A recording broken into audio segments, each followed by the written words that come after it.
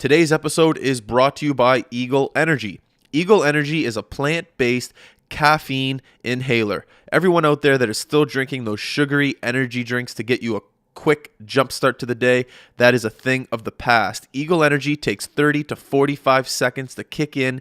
It is a healthy alternative to your caffeine intake. I use it right when I wake up, sometimes at lunch when I need another bolt in the day. My friends use it, my parents use it. It is a fantastic product. Head over to our Facebook page. We are giving away one inhaler and one Eagle Energy hat. Enter for your chance to win. This Wednesday, we will be drawing the winner, so head on over to our Facebook page and check it out.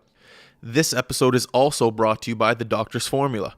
Guys, you don't need to be a vegan to be able to enjoy vegan products. That's why over at the Doctor's Formula, they are creating some of the most amazing vegan supplements and protein powder. Also, some of the most amazing athletes on this planet today are using this product. Adam Lowry, Winnipeg Jets, Lewis Hamilton, race car driver, Jordan Tutu, ex-NHL star, and also Jordan Reaves, who we're having on the podcast today. I personally use it right after the gym, after I have a heavy workout. Chocolate protein is my personal favorite. Make sure to head over to thedoctorsformula.com and look at their products today. Also, go to their Instagram page, TDF Sports, and check out some of their cool content. Remember, the Doctor's Formula, vegan protein, that's the way to go. This episode is also brought to you by Herbal Active. Guys, I've been an athlete my entire life. I've taken hits to the body for many, many years. At the age of 27, unfortunately, I'm starting to feel those hits now more than ever. So I want to help you. I want to help people that are feeling just like me. So that's why over at Herbal Active, they've given us a 20% off code in order for you to get your CBD products. Remember, CBD is the non-psychoactive natural components of the marijuana plant. There's no THC, so it won't give you the head high, the anxiety. All CBD does is infuse into your muscles, into your joints, and makes you feel good right off the bat. I put a little CBD oil in my tea at night. I feel like a baby, and I wake up refreshed and feeling like I can take on the world. So head on over to Herbal Active. The promo code is HB20. Get 20% off your order, and make sure that you are feeling good again. All right, let's do it here. All right, Jordan, thanks for joining the podcast, man. I appreciate it. No problem. Thanks for having me on. Did you watch the Super Bowl last night? Yeah, unfortunately. Yeah, my God, man. It was a snoozer. I mean, like, it's like you guys see it from both sides. Like, offensively, that was probably the worst football I've seen in I can't tell you how many years. Defensively, like, you know, defense wins championships, right? That's what they say. Yeah. So, I mean, it was a defensive game, but, I mean, overall for the fans, like, I don't think it was an exciting game at all. I was just waiting. I was watching it the whole time. I was just waiting for something to happen, and then Brady was connecting nothing.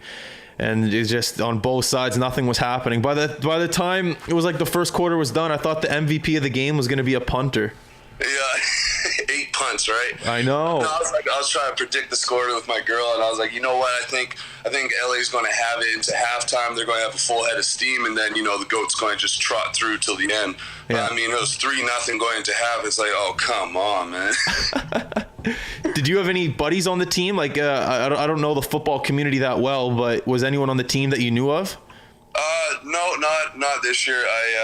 I was actually out here in North Carolina right now for the offseason. I trained with Brandon Spike, so I mean that'd be the closest connection I'd have to anybody out there. But no one this year on the teams. Right on. So yeah, like how I like to structure these podcasts, like I like to start from when you're younger to where you are now. So I did a little bit of research on you, and I found out that you were a basketball player, and then you transitioned over to football. What made you do the switch, I guess, is the question. Well, after university, I was shooting to go play pro overseas in Europe. Okay. So, I was training day in, day out, and I finally decided to head over there. I went to Spain with one of my good friends at the time, Nick Lavin. He was still playing. He just finished last year. We went over to Spain, and we went to this academy. And, like over in the States and over in Europe, when you think about Canadian athletics, you kind of think a little amateur.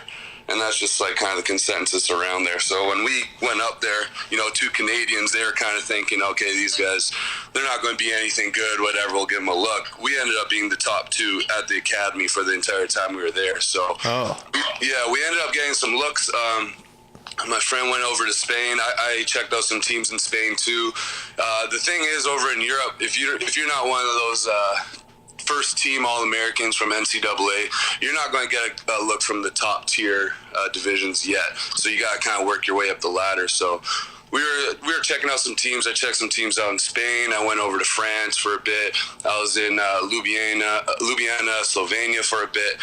And overall, I just started to fall out of love with basketball, dealing with, just shitty agents and just people who are trying to lowball you and cut you out of deals. And so it got to the point where I just felt like people were just, playing with me, pulling my chain. So I just said, I got to come back to Canada. I got to refresh, and I'll take it from there, see what's next for me. And I came back to Canada, and I linked up with another agent who was out in Toronto. I won't say his name because he was awful. But I linked up with him. And, rule number 1, don't ever give an agent money until they do something for you, right? But, I was desperate at the time, so I sent him a couple bucks, and he kind of just kept me on a string just because I was trying to get into the NBL at this time, the little Canadian NBA league. Yeah. And, so he would tell me one week, hey, I got a team interested in you. Your bags are packed. I'm like, they haven't been unpacked since Europe. I'm ready to go. So he's like, okay, we'll get a flight for you tomorrow. And I'd be ready to go, excited. Have the friends over for one last bash. And then the next day he'd call me and say, hey, it fell through, man, but just don't worry, I'm still working. And, this kind of went on for 2-3 months. And it got to the point where I noticed myself getting to the gym, and growing up, the gym was always like my sanctuary, my escape from all my troubles and all my anger and everything. I'd go and just relax there. But it got to the point where I'd be on the court, and it felt like work. I was coming to work. It's like, I gotta go train today. Yeah. And right then, I knew right away I was falling out of love with basketball. And it was actually just coincidentally one day I was going to the gym, and my neighbor at the time was Dimitri Skoris. He used to play for Ottawa Renegades way back in the day. Okay. And, he looked at me. He's like, hey, man, how's basketball going? And I just kind of said, you know what, man, it's bullshit. Like, it feels like I'm training for nothing right now. I'm literally going to the gym every day with no hope of anything. Like, it's just, I just feel like I'm at a standstill. And he's like, man, you should have stuck with football. You were so good growing up. Like, I don't know why you didn't stick with it. And I'm like, believe me, man, I wish I did too at this point in my life. And he was like, you know what, man, if I call my old agent and, they talk to you and give you a shot, would you try and get back into it? And I said, absolutely. I feel like I'm doing nothing right now. I would love to try that. So honestly, within 48 hours, his old agent called me. He said, yeah, I definitely want to take you on. Let me pull some strings. Let me call some people and see what we could do. And he ended up calling Winnipeg, my home team at the time, and I got a tryout with Winnipeg right away. Went, showed them what I could do, and they liked me enough to give me an invite to the Combine. I went to the Combine, which, funny enough, was run by Coach Jones at the time when he was in Edmonton. And yeah, I went there as a receiver. I killed the testing, was top 5, top 3 in pretty much everything. And then we got to the one-on-ones, and I remember I was asking people, because I didn't really know the rules up until I stopped playing football at 15, so I missed all the technicality and all like the big rules and stuff. So I remember I was getting ready for my one-on-one, and I asked one of the receivers, hey man, like, can I press? Or like, if they press me, can I run them over? Like, or do I got to move away from him? It's like, hey man, if he's all up in your business trying to disrupt your route, yeah, you run them through him. So I was like, okay. So I remember the next rep I went out, I was waggling down, and I saw the guy went from 5 yards to 1 yard to press me. I'm like, okay, here's my time to shine. Here's my time to show them what I'm about. And I absolutely blew this guy up, stepped over him, continued my route, and caught the ball. And it was then Coach Jones walked up to me, and he was kind of like, hey, I want you to go play receiver and then DB. Every other try, you're going DB receiver. I want to see what you could do. And he's like, just treat it like basketball. Box the guy out. Don't let him touch the ball. So I'm like, okay, I'll try that. So I went to DB, and first play, knocked the ball down, great positioning, and so I did that the rest of the time.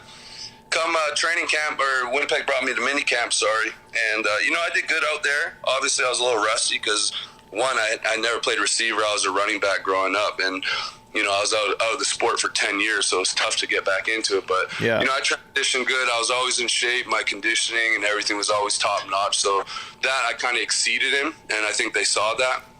So I came back to Winnipeg, and we went to training camp, and I think I had a really good training camp. The 2 preseason games I played, I only got 2 targets, but I caught both the balls. It came down to final cuts, and I really thought I made the team, and 2 minutes outside of final cuts, I got a call from a Winnipeg number I hadn't seen before, and I was a little worried, and I picked it up, and it was Kyle Walters. I was like, shit, there we go. So they released me. I was definitely a little salty, I thought I worked hard enough. I knew I wasn't, like, game roster quality yet, but I definitely thought I was good enough for a practice roster spot to develop. But it's a business, and it is what it is. So I just worked as hard as I could that off season, and really wanted to prove to Winnipeg that they were going to regret letting me go.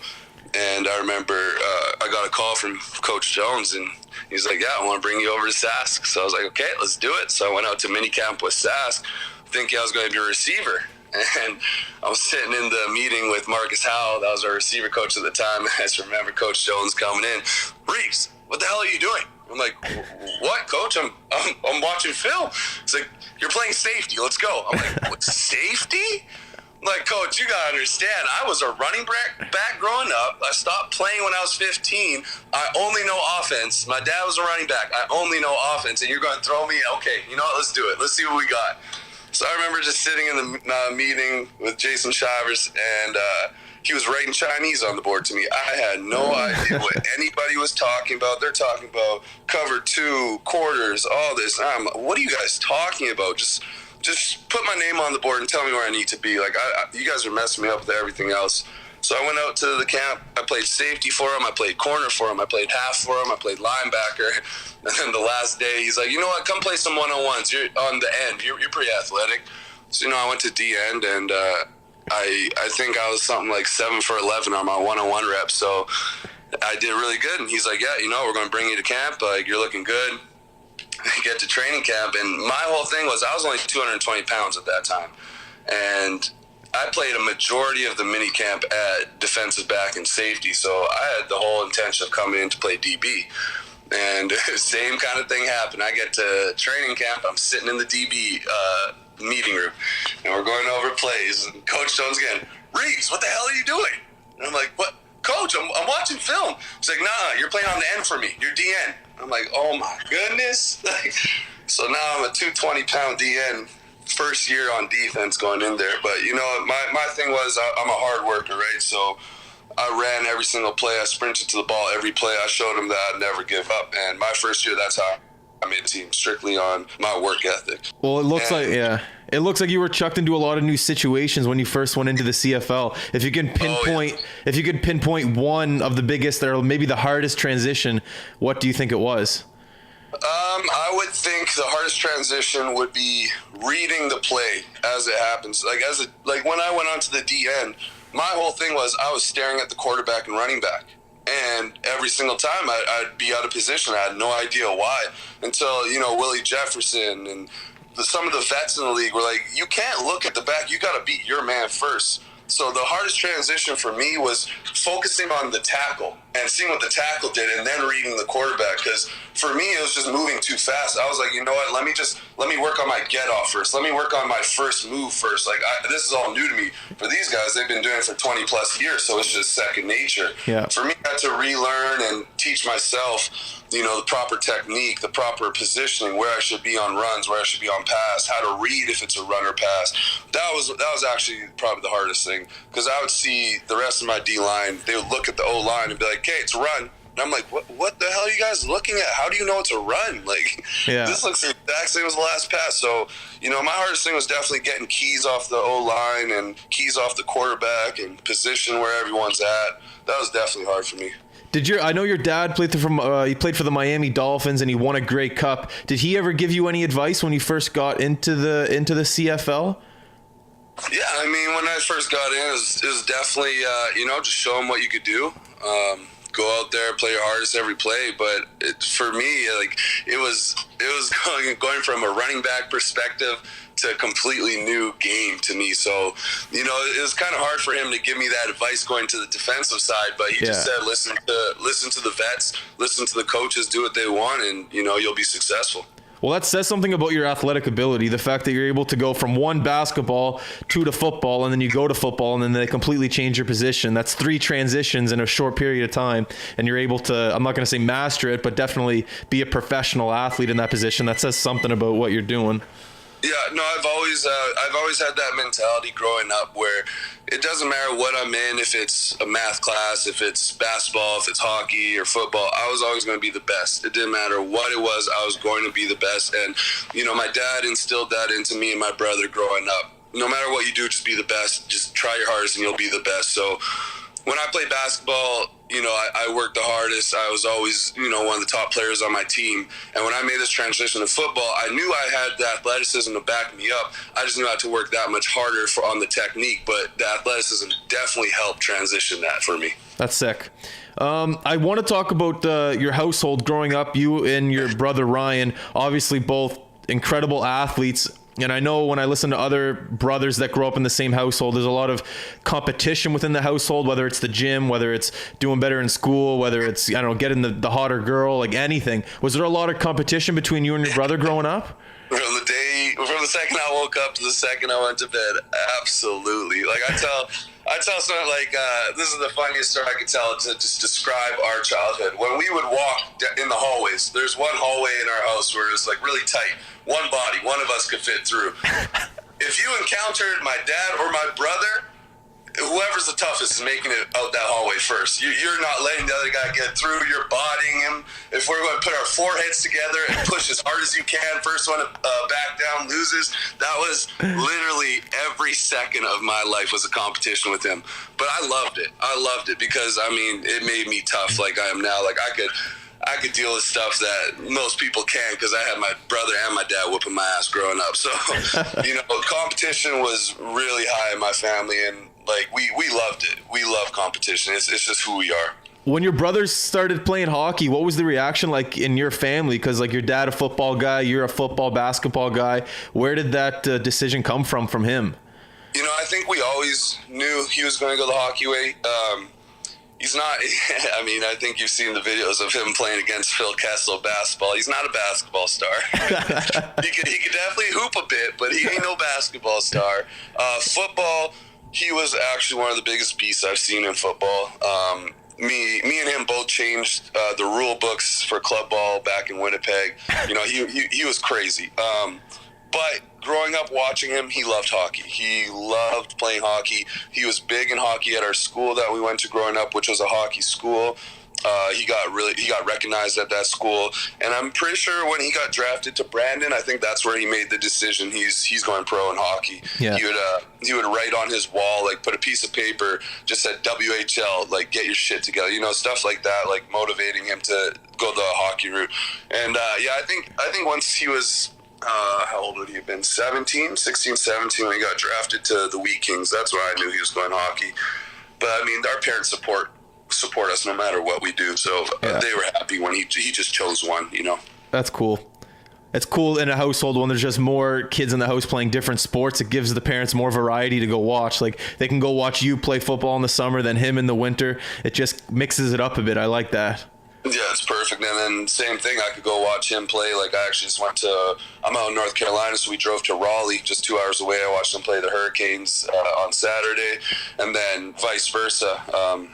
His off season is the beginning of our season, so he could come down and watch my beginning of the season. Oh yeah, that's true. I never even thought of that. Yeah. Yeah. So he gets out for the first couple games every year.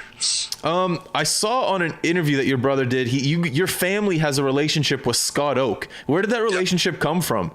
So Darcy, we grew up with him. He was our neighbor growing up. Who's Darcy? Darcy's Scott's son. Okay. So yeah, we grew up, and Darcy and my brother and Darcy's late brother Bruce, best friends growing up. We all just kind of hung out, jumped on the trampoline. the fence connected our houses, so we would walk on the fence to each other's houses. Like, it was just kind of like brothers. He was the co-best man at my brother's wedding. We just consider him our brother. He's family to us, and that, like, Scott's just a beauty. We love him. Is he a different guy on off TV than he is on the TV? Obviously, but it's like, I would honestly say he's the same, because he's fun. Like, if you watch him and my brother's interviews, that's the Scott Oake that I know. Okay. You know, he's joking, sarcastic, funny guy, but very serious when it comes to business. Okay, cool. So it's the off season right now. What's the routine looking like for you? Have you taken any vacation anywhere? What's the training regimen like? Give the people a little bit of a rundown there. Yeah, no, we did do a little vacation. Me and my girlfriend, we drove down to Florida for a little bit, Nice. a couple days just to get away. And for me, my routine right now is just wake up, you know, get my food in, take my dog for a walk. Then I go to the gym, get my work in, whatever day it is, come back, I'll eat. And then since we're getting closer to the season, I'll go back to the gym later tonight. And, 2-a-days for about 5 days a week. We'll go once on Saturday, and then just kind of rest, rehab on Sunday. And Jesus. that's it. Eat, get big. All right, so during the season, favorite place to play and the worst place to play? Favorite place to play? Other than your home, other than home. Other than Winnipeg. Well, I play with Sass, so I'm not, you know. Yeah. Oh, other than Saskatoon and Manitoba, other than those. So, okay. I would say my favorite place to play is Edmonton. Why Edmonton? Big stadium. We have a pretty big fan base over in Edmonton, and it was one of my most memorable plays in Edmonton my first year. You know, it was a tight game. We were down by, I think, 3. We're down by 3, and Coach Dickey said, "Okay, Reaves, surprise onside kick. Let's go. Get us the ball." And, you know, first year in the league, you know, big game at Edmonton. I was like, "Oh shit, this is all on me right now. If I get this ball, we could win. If I don't, it's a wrap." So I just remember everybody on kickoff went right, and I just took off going left. Ball was in the air, and I actually separated my shoulder the first play of that game, so I didn't really have my right shoulder working. So the ball was up there. I saw 2 Edmonton guys going for it. I jumped, and I went for both my hands, and my right hand just dropped on me. And I was like, "Oh, damn, I can't get this." But luckily, I got that last tip on it. We ended up getting the ball, going to overtime, but you know, we didn't win in overtime. So, but I mean, I have the most memories at Edmonton. You know, I almost got my first sack at Edmonton in a preseason game. It's just a nice environment over there. And worst place you hate? Worst place to play, and I can't say Winnipeg either. You can't say Winnipeg. It's weird. I would honestly say Montreal. Really? I would have thought that would have been the place you loved to play. Yeah, and that's why I say it's weird, because the Montreal view is amazing. Like, you overlook Montreal, the mountain right behind it. It's a decently nice stadium. For me, whenever I'm on that turf, though, I just feel different. My body feels different. I feel like I can't get air. It just the atmosphere of the stadium it messes with me a little bit. It's weird to think that, but I have my worst games at Montreal. Interesting. Yeah. On the road, on the plane, what do you do? Do you read a book? Do you watch movies? Do you play cards? What do you do? I watch movies. I'll watch film. I used to listen to Duran Carter freestyle all day. But no, I'm a calm guy. I don't really, you know, I'm not I mean, I guess I am loud, but I just kind of stayed to myself on the plane, watch the movies, you know, talk to the 3 guys around me. It's usually Eddie Steele, Charleston Hughes. Just stay calm. Right on. And then I'm a hockey guy, so football, not the most highly educated individual when it comes to the plays and the celebrations, but I do love the celebrations. So my question was, when teammates are practicing these celebrations, do they practice in the dressing room, or do they practice during practice, like on the field? Or do they try to hide it from the media and surprise everyone? Yeah, no, it happens everywhere. There's a lot that happen on the field. Like, there's definitely some celebrations that we all know about, and we're kind of like, man, I hope he scores so he can do the celebration, or I hope he gets a sack so he can do it. Like, everybody knows the Charleston Hughes sack celebration. We're surfing on the wave, like. But there's some celebrations where you see like 6 guys get in, they're all on cue. It's like, where did this come from? So, you know, some will be done not even in the dressing room. They'll be done on their own time. but some are done in the dressing room, some on the field, some are improv, like right on the spot. Like there's one, I remember Mike Edom and Willie, they tried to do a Dragon Ball Z one right on the spot. I don't know if they talked about it before, but one of them messed up on the handshake and they had to redo it right on the spot. It was kind of funny. But lots of, like, you see those big elaborate ones with like, 4 or 5 guys, they definitely practice that. But the ones where one guy will start and everyone will, follow suit, those are just on the field. If you get a touchdown this year, are you gonna have one planned? Everybody, I'll have some good. You can't tell me though. I got a good one for any of my big plays. All right. I'll give you a hint. It has something to do with my background as a basketball player. Okay. That's it. That's pretty predictable. Yeah. So this podcast, we're based out of Halifax here, and I don't know if you know, but the rumor around this city for the past 3, 4, even 5 years is a CFL team potentially coming to Halifax. I just wanted to know from a player perspective, is it talk at all in the dressing room, like the CFL coming to Halifax? Is it gossip? Has anyone mentioned it around you? I mean, I'm all for it. I would love to play another team in the league, have 10 in there. The thing I think that's just troubling a lot of players right now trying to accept this is, the CBA is not agreed upon right now. Yeah. We haven't signed a CBA yet, so how can we really talk about an expansion team and their salary cap and, who could they take and stuff like that when we haven't even discussed the actual league contract yet? So, I mean, that if you talk to some players and they're against it, I think that's more so the reason because the CBA is not done. But I think overall it would be good for the league. Adding that extra East team in, no more crossover, another place to go travel to play brings revenue over to Halifax. I think all in all it's good for Canada and good for the sport. Have you ever been to Halifax? I haven't, but our kicker's from there. I definitely am going to go visit him. What's the kicker's name? Brett Lawther. So who knows? Yeah. Okay, cool. Good to know that. Yeah. All right, man. Right on. Well, I appreciate you coming on there. We're 30 minutes in, so I know you're busy, and thanks for taking the time out of the day to come talk to us. Yeah, no problem, man. Thanks for having me on. What are you doing the rest of the day? Shit, we're going to hit the gym right away, and then it's beautiful out today, so I might just chill with my dog outside all day. There you go. What day is it at the gym? Shoulders, back, legs, chest? Today's upper power day. Upper power. What does that mean? So I'll do heavy bench, heavy shoulder press, heavy military press, just everything heavy for upper. And then I'll go lower power tomorrow. Then I'll have an upper push, lower push, just stuff like that. You're on a different wavelength than me. I don't know what you're talking about. I just do arms and chest. All right, man. Well, thank you very much for coming on. I appreciate it. No problem, man. Thanks for having me. No worries.